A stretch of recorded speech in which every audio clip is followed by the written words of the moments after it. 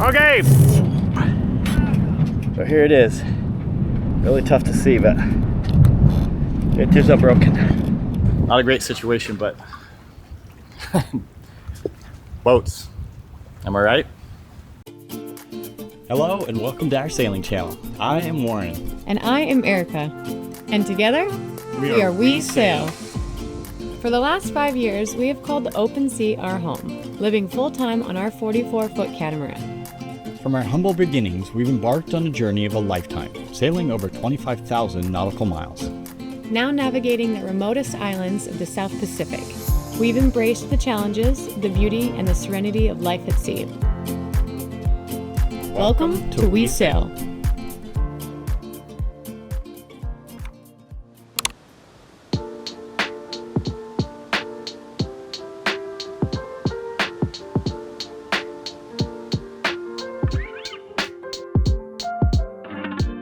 Hey everyone, Erica here, and welcome back to another episode of We Sail.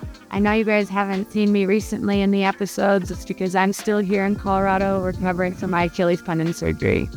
But I figured I'd just take a quick moment to, first of all, thank you all for following our adventures. Thank you for commenting, and thank you for sticking around as we navigate these difficult challenges in life. For those of you just catching up, I wanted to bring you up to speed a little bit about what's happening. A few months ago, I had surgery on my Achilles tendon, which meant that Warren and I would be separated longer than we had ever been before. In the last 7 years, we have never spent more than a couple weeks apart. While I've been here in Colorado focusing on my recovery, Warren has been back on the boat, putting in countless hours of work getting her ready for the season. Everything from maintenance to repairs to finally getting her back in the water.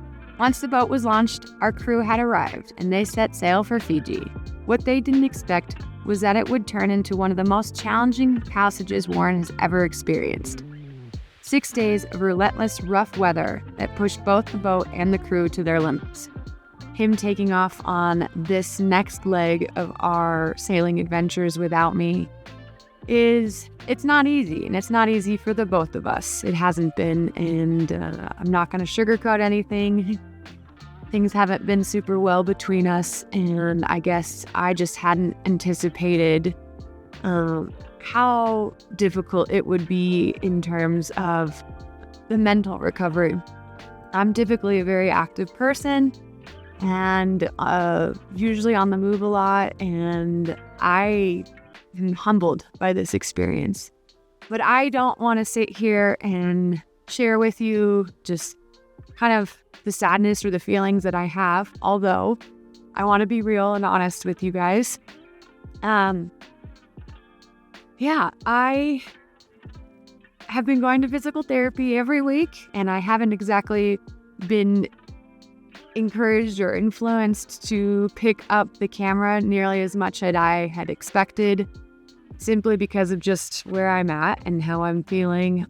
But also on top of that, to be quite honest, my ankle exercises are not what is going to boost the YouTube algorithm. And it's definitely going to be more of these passages and sails through some of the worst conditions I think Warren has ever experienced in his entire life. It really doesn't help that we're not together and that we're not working as a team on this passage. And I'm sitting back getting updates of their trip and how everything went. So other than that, I've been doing okay. Although this has been really trying on our relationship, we're going to get through it. It's just not been something I've wanted to document. So, before I get a little too sobby, let's just jump into the episode. And I do want to say that I'm incredibly proud of Warren for all the hard work that he has done getting the boat ready and getting the boat and the crew safely to Minerva without me being there to help him out. I'm really proud. Really proud of you, babe. See, I'm already doing it. But let's just jump into the episode and see how they're doing. So thanks again for following the adventures of We, and we really appreciate you guys following along for as long as you have. Cheers.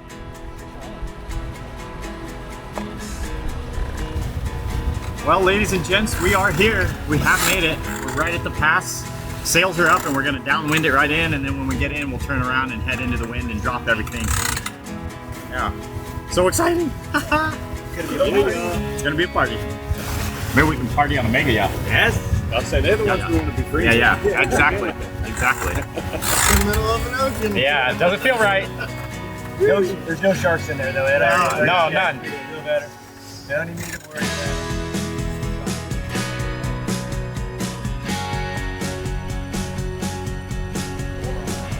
After 7 of the most punishing days we've ever experienced at sea, nothing has ever looked more beautiful than this, Minerva Reef.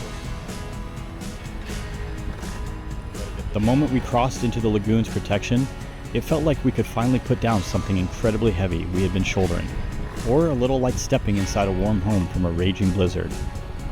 Here we are in the middle of the Pacific Ocean, with nothing but endless blue stretching to every horizon. Yet this barely above water ring of coral creates a sanctuary so complete, it feels unreal. See, every time we go through something like this and come out the other side, we can't help but feel like we are again being welcomed into an ever-shrinking fraternity of great explorers before us. Emerging from a place so far from our unknown comfort zones, and like these great sailors before us, we have proven we can handle a beating. Every sailor who's made it to Minerva knows this feeling. This is a place and a feeling that's been earned.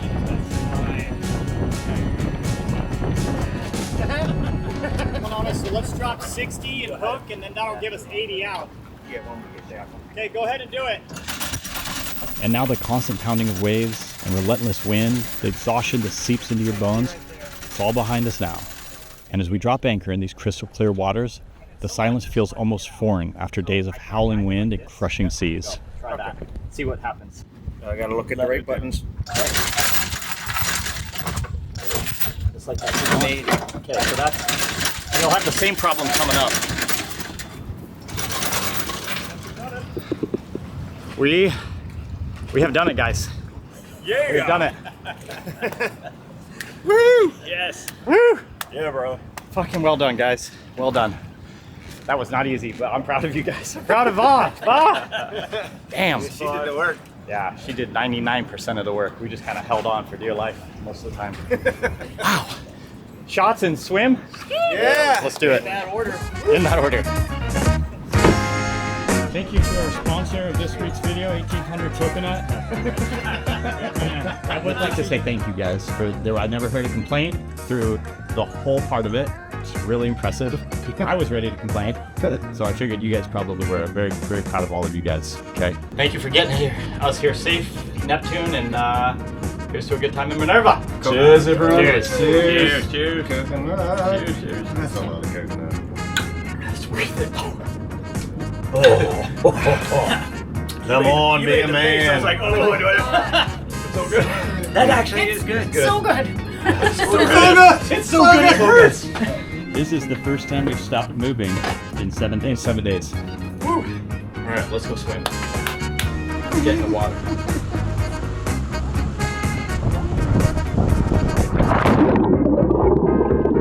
There's nothing quite like diving into crystal clear water to wash away the grime of a passage just like we endured. Day after day of rough conditions, taking a beating, living in salt spray and sweat with no real way to get clean. But this dive, it's way more than just washing off the salt. It's like a baptism. When you surface from these waters, you're not just clean, you're renewed. You've earned this moment.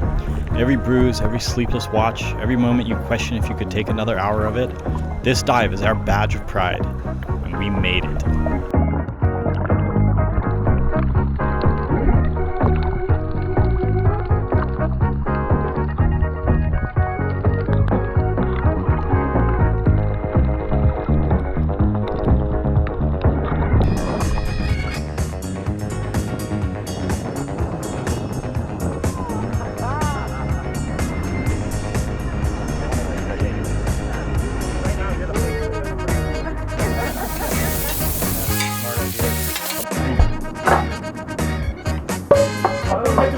And we're on. Cheers. Back on deck, the celebrations continue, and honestly, why shouldn't they? As Jeff put it perfectly, this is the first time we haven't moved in 7 days. 7 days of constant motion, of being thrown against bulkheads, of never finding your balance, and now, stillness. Would have already lost your money. This is We Sail now. This and this. Hope you guys like it. This is what we do after a long passage. We just eat all the junk food. We have a like half-day meal. Halfway day meal, and we just saved it to the end. So it's not even a meal. It's just snacks, whatever we want. There's some licorice in here. Tim Tams, if you guys know what these are. And then Sarah went posh. She's trying to open up my pickles. That can happen too. Wait a minute. That can happen too. What I meant. Might be. Oh Oh yeah, can a man open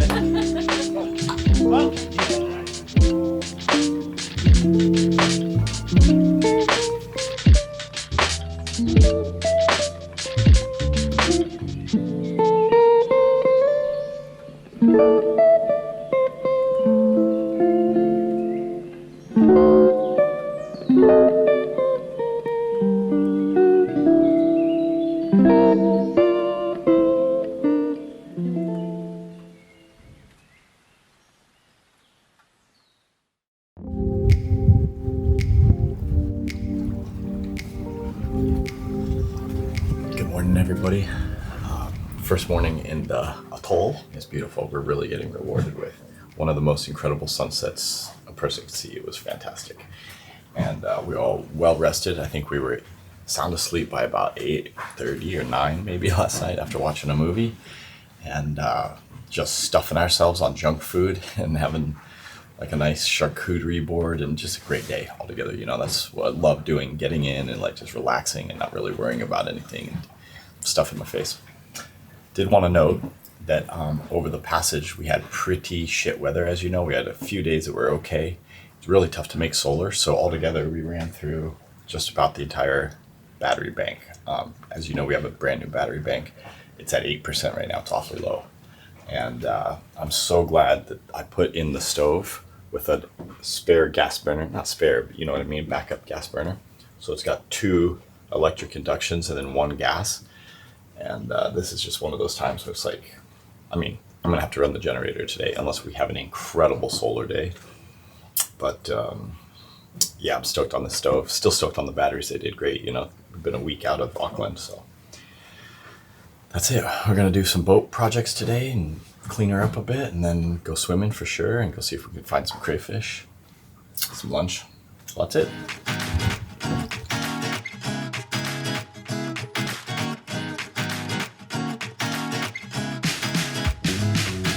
So it's off to the races to clean things up, get the boat back in shape. First thing is we had some milk that spilled days ago in the fridge, and there was just no way we were going to unpack the entire fridge and take care of it then. So we have the team on cleaning everything out. I've got my own list of stuff I need to do. We've got a little bit of water coming in when we run the starboard motor. Clean and polish, remove all the salt, that's easy. We've got an issue with the mainsail. The traveler part came apart from the sail. Had that happen before. We have a hole in the lazy jack lines. I gotta take those down, fix that. We have a stanchion that's loose as shit and it's gonna be leaking. And yeah, that's it for today. I got a great crew though. We're gonna nail this. Then we're gonna go have fun. Yeah, work first, then play.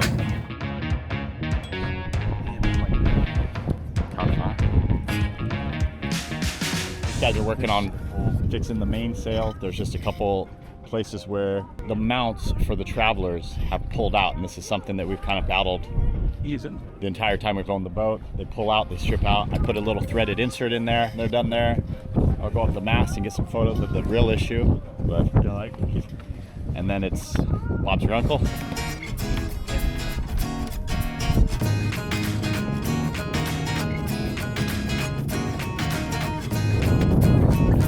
Ready, boss? I'm ready. Let's do this.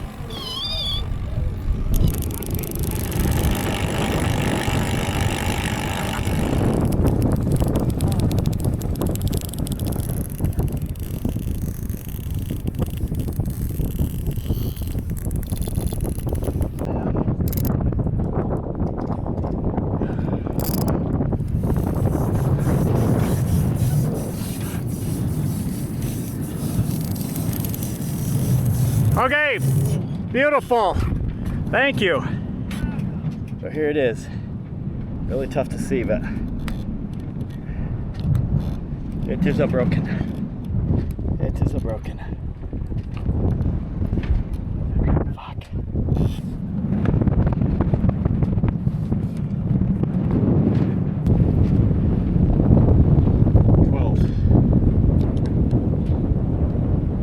So it's 12 mil cable. There's that.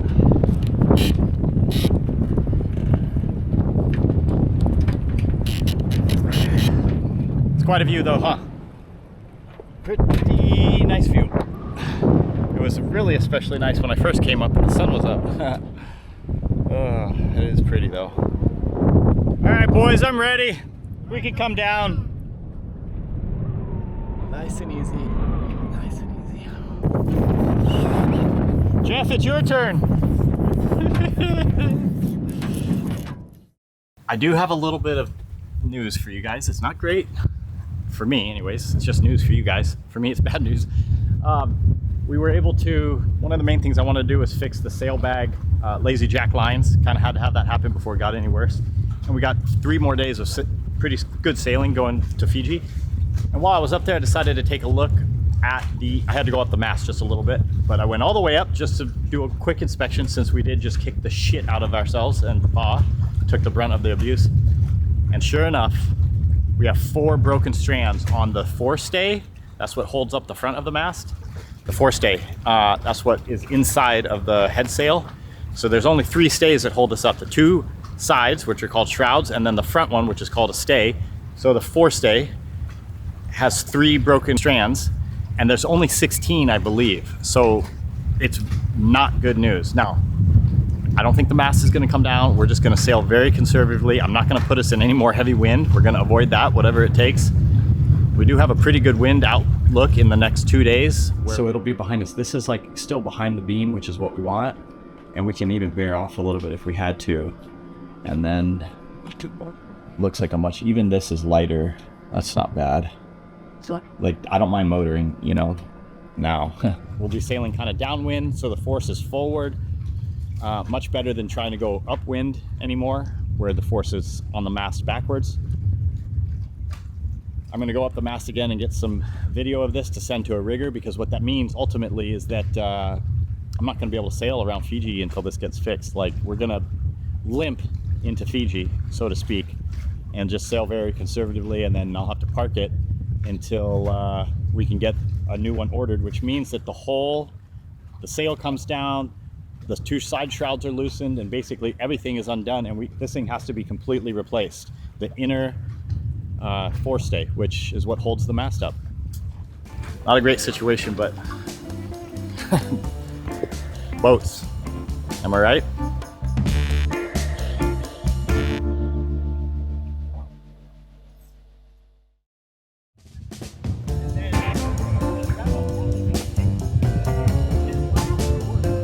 It's been a few months since that trip, and now looking back on what I recorded, I'm very surprised at how calm I'm being, because this is actually quite serious.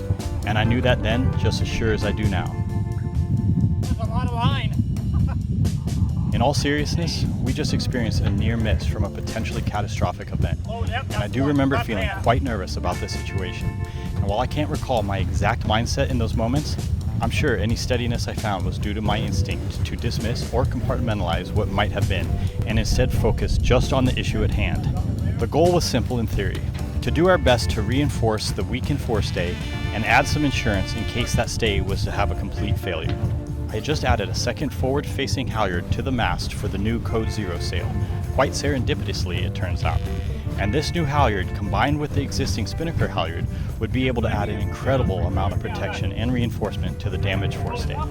So we got down to it, and after dropping the new Code Zero and stowing it away, we focused on securely connecting the 2 halyards as far forward and as far apart as possible. And after tensioning them like a piano and finishing the process, I was quite confident that we had done as much as we could possibly do to give us a fighting chance of making Fiji without the mast coming down.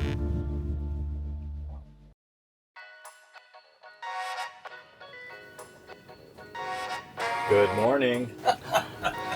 these guys have been doing my antics with them and scaring them periodically. And then they brought this thing. This is our temporary Erica. And as I was going to sleep, this is my bed right now. And as I was going to sleep, I was just relaxing like this. And then all of a sudden I hear something. I look to my left and she's hovering above me like this. And I screamed like a little girl.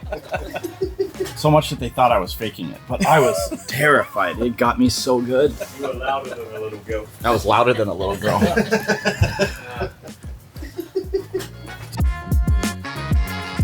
Talk to me, Goose.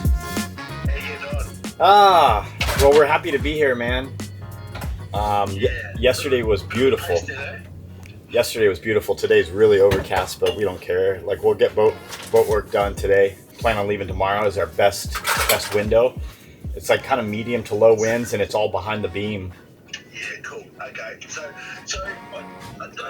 we talked when we mumbled to each other that the rigging was getting to its 2 forward halyards, and you've got a dedicated temporary sort of support halyard as well, forestay. Yep. Yeah, it's not rocket science, right? You understand exactly what you have to do. Totally. I'm all over it, man. I know exactly what's needed now. I get it. So my call with Richard the rigger reminds me that our adventure isn't over. There's still many miles left and work waiting for us in Fiji. You know what? I'm not complaining. And again, I feel that what we did to temporarily fix the issue is going to be good enough to limp our way to Fiji. All right, brother. Love you. Thank you. See you, bud. That's Richard the rigger, my man. He's taking good care of me and others.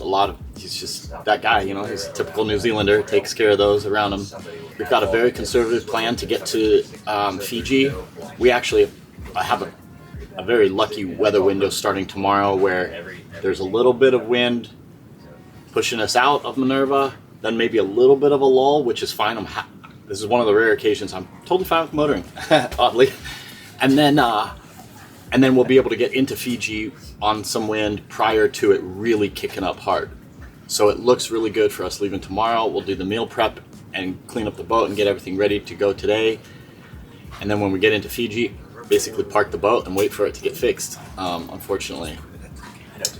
So we're gonna everything's gonna have to come down. It needs a new forestay. So it just is what it is. Boats. We're going back up. Let's go. Hardest working crew member ever. Next to Erica, of course. Go on. Spoil us. Join us for the next episode as we set sail on the final leg to Fiji. This time, we'll be sailing conservatively, nursing our rigging, taking it easy on the old girl.